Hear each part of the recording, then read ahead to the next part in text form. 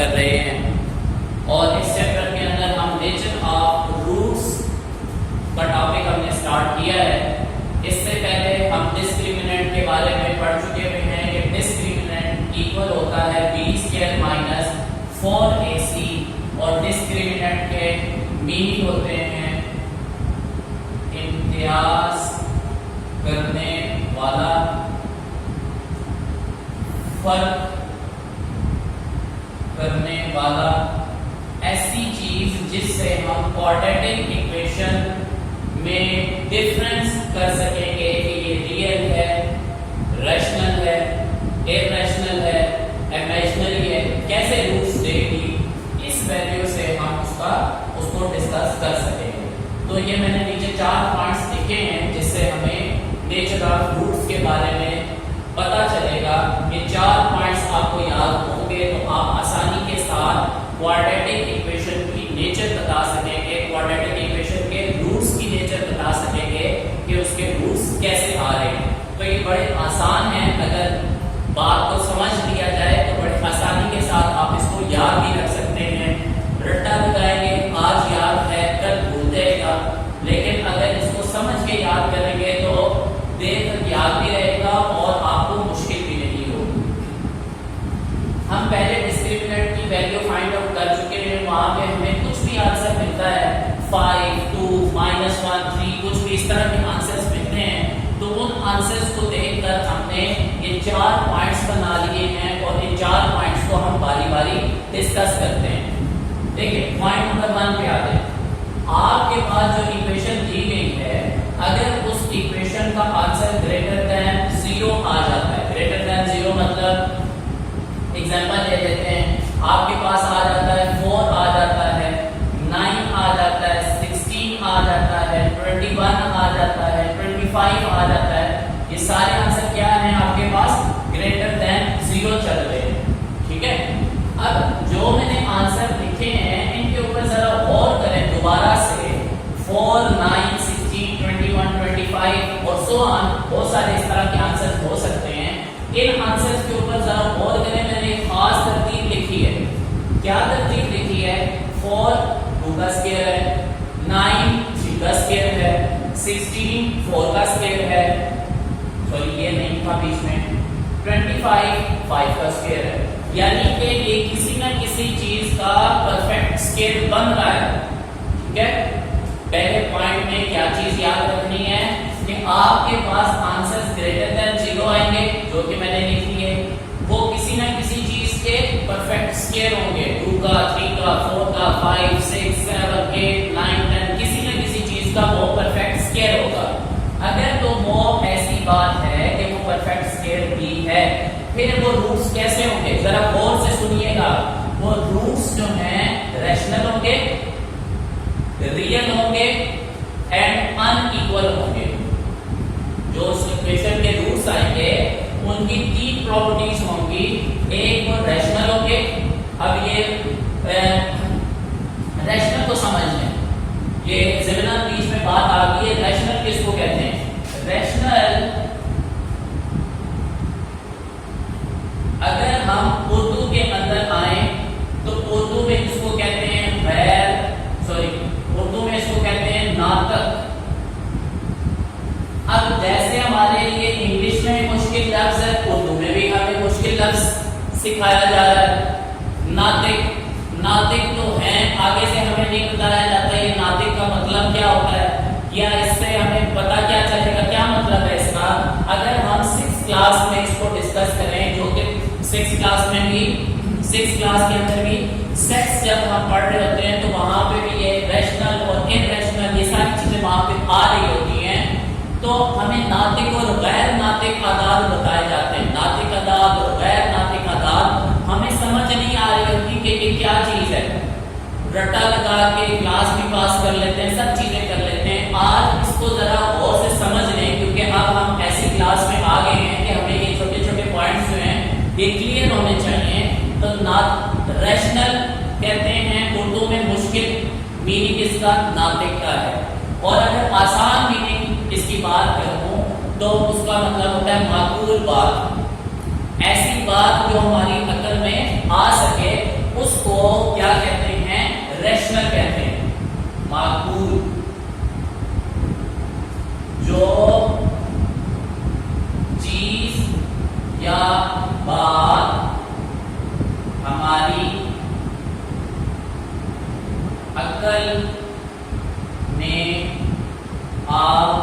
जाए। ठीक है, अब इसको अगर मैथ में लें तो मैथ में आप इसको ऐसे कह दें कि जो आंसर हमारी समझ में आ जाए।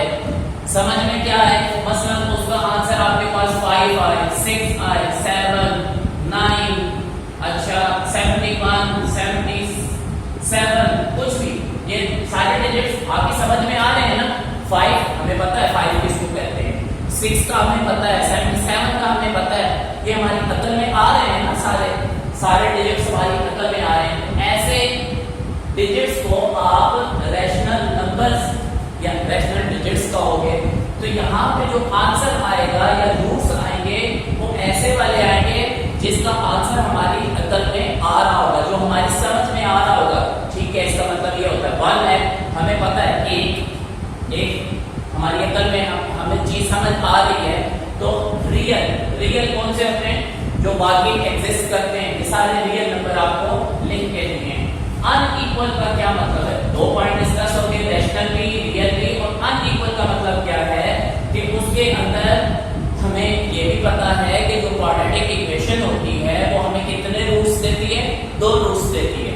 ये बात आपने याद रखनी है, जो क्वाड्रेटिक इक्वेशन होती है वो हमें कितने रूट्स देती है, 2 रूट्स देती है। जब वो 2 रूट्स देती है तो अनइक्वल होने का क्या मतलब है, इसका मतलब ये है कि एक रूट जो है वो फर्ज कर लेते हैं 5 आएगा, तो दूसरा रूट जो है वो 4 आ रहा होगा, 3 आ रहा होगा, दोनों मुख्तलिफ रूट्स आ रहे होंगे। ठीक है, या आप इसको ऐसे भी कह सकते हैं कि अगर एक रूट आपके पास 5 आ रहा है तो दूसरा रूट कौन सा आ रहा होगा, -5 का आ रहा होगा। देखिए दोनों डिफरेंट है ना, एक प्लस में तो दूसरा माइनस में। इक्वल तो नहीं है ना, बराबर तो नहीं है ना, रूट्स डिफरेंट है दोनों के दोनों। तो ये अनइक्वल रूट, इस तरह से हम कहेंगे कि अनइक्वल रूट्स आपके आ रहे होंगे। ये हमने पॉइंट नंबर 1 डिस्कस कर लिया। होप सो दैट कि आपको ये पॉइंट समझ आ गया होगा। अब बिल्कुल वही पॉइंट आपका पॉइंट नंबर 2 है, लेकिन फर्क देखिए क्या है कि b² - 4ac is greater than 0। ये हम पहले भी डिस्कस कर चुके हैं कि ग्रेटर देन 0 का मतलब क्या होता है, 4, 9, 16 समथिंग कुछ भी आ सकता है। और अब मैं क्या दूंगा, अब ये तो मैंने पहले क्वेश्चन के लिए दिए थे, अब मैं दे देता हूं 1, 3, 7, 8, अच्छा 21, 19 समथिंग। ये मैंने रेड पेन से सेकंड पॉइंट के लिए लिखी। ठीक है, ये पहले पॉइंट के लिए रूट्स थे, ये सेकंड पॉइंट के लिए मैंने रूट्स लिख दिए। ग्रेटर देन 0 तो हैं, मतलब 0 से बड़े तो सारे के सारे हैं, लेकिन अगली बात नॉट परफेक्ट स्क्वायर। अगली बात क्या है, वो परफेक्ट स्क्वायर नहीं है। तो जरा गौर करें, 3 किसी का 1 सॉरी नहीं आएगा, वो 3 किसी का परफेक्ट स्क्वायर नहीं है, 7 किसी का परफेक्ट स्क्वायर नहीं है, 8 भी किसी का परफेक्ट स्क्वायर नहीं है, 21 भी परफेक्ट स्क्वायर नहीं है। इसी तरह के तमाम वो डिजिट्स जो परफेक्ट स्क्वायर नहीं है, यानी कि वो किसी चीज के को 2 दफा मल्टीप्लाई करने से वो वैल्यू नहीं आ रही, मतलब 7 आपके किसी चीज का परफेक्ट स्क्वायर नहीं है। फिर भी आपके पास 3 कंडीशंस होंगी। क्या होंगी, नंबर 1 रूट्स आपके पास इरैशनल होंगे। पहले क्या थे आपके पास, रूट्स रैशनल थे, मतलब हमारी अकल में आने वाले रूट्स थे। इरैशनल, और इरैशनल को क्या कहते हैं, उसको भी आप लिख लेते हैं। इरैशनल का मतलब क्या होता है, इरैशनल कहते हैं गैर नातिक। इरैशनल किसको कहते हैं, गैर नातिक। और मजीद इसको आसान करते हैं तो गैर माकूल। मजीद आसान करते हैं, जो चीज या बात अकल में या समझ में ना आ सके। ठीक है, इरैशनल क्या चीज होती है, ऐसा उसका आंसर होगा जो हमारी समझ बूझ के अंदर नहीं आ रहा होगा। और इसको मजीद मैं आसान कर लेता हूं, आप लोगों के लिए आसान कर लेता हूं। रैशनल डिजिट्स ऐसे होंगे जिसका आंसर पॉइंट में नहीं होगा, जिसका आंसर पॉइंट में नहीं होगा। या वो 1 होगा, 2 होगा, 3 होगा, 4 होगा, इसके दरमियान में पॉइंट वाला आंसर नहीं होगा। इर्रेशनल के अंदर पॉइंट वाला आंसर होता है। मसलन इसकी एग्जांपल ले लेते हैं, या आप इस तरह से कह रहे हैं कि आपका आंसर बटे में निकल रहा हो। आसान वर्ड्स में चीज याद रख लेते हैं कि इर्रेशनल नंबर्स या इसके आंसर्स कैसे होंगे, जिनका आंसर्स हमारे पास बटे के अंदर आ रहा होगा, उसको हम क्या कहेंगे, इर्रेशनल। रियल ऊपर डिस्कस हो चुका, हकीकत में होगी वो वैल्यू। एंड अनइक्वल, ये भी हम ऊपर डिस्कस कर चुके कि वो अनइक्वल होंगे। एक अगर आपके पास, इसका आंसर डिस्कस कर लेते हैं कैसा हो सकता है, 1/2 और -1/2।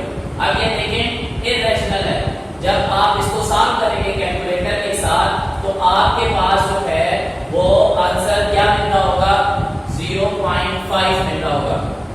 गिनती में 0.5 तो नहीं आप पढ़ते ना, गिनती आप क्या याद करते हो, 1 2 3 4 5 याद करते हो ना, पॉइंट पर गिनती तो नहीं याद करते।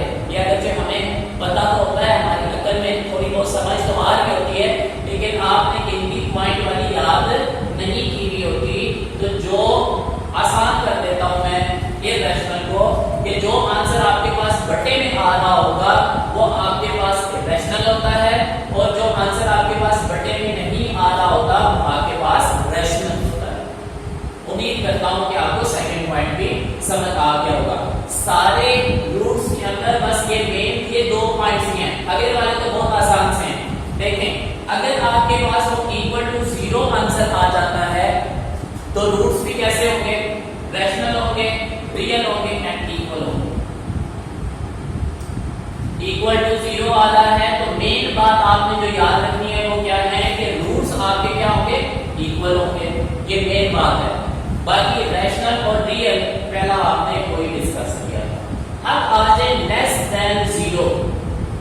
लेस देन अगर 0 आपके पास आंसर आ जाता है तो रूट्स विल बी इमेजिनरी।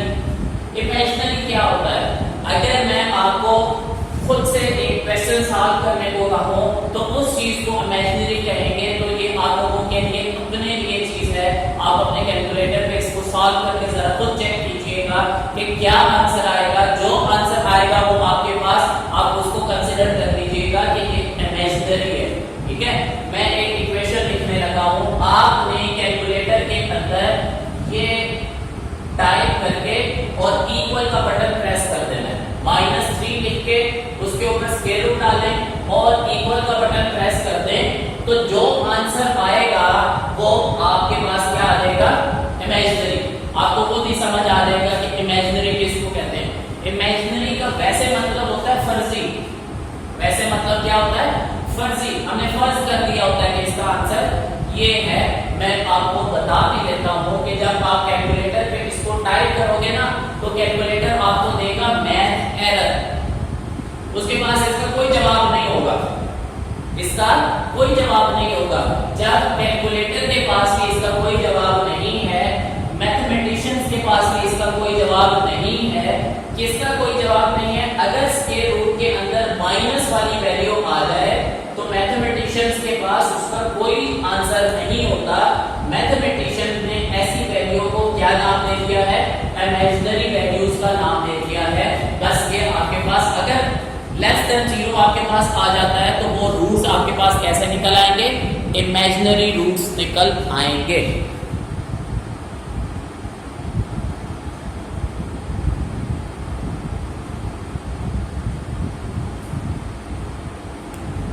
ये आपके शायद स्क्रीन के ऊपर पहले वैल्यूज नहीं आई, इर्रेशनल जो मैंने लिखा वो भी, इसीलिए मैंने कैमरा इस तरफ मूव किया ताकि आप इसको बाद में आसानी के साथ देख सकें। लेक्चर के दौरान ये चीज़ें सामने आपके नहीं आई थी, मैंने इसलिए कैमरा इस साइड पे मूव किया है।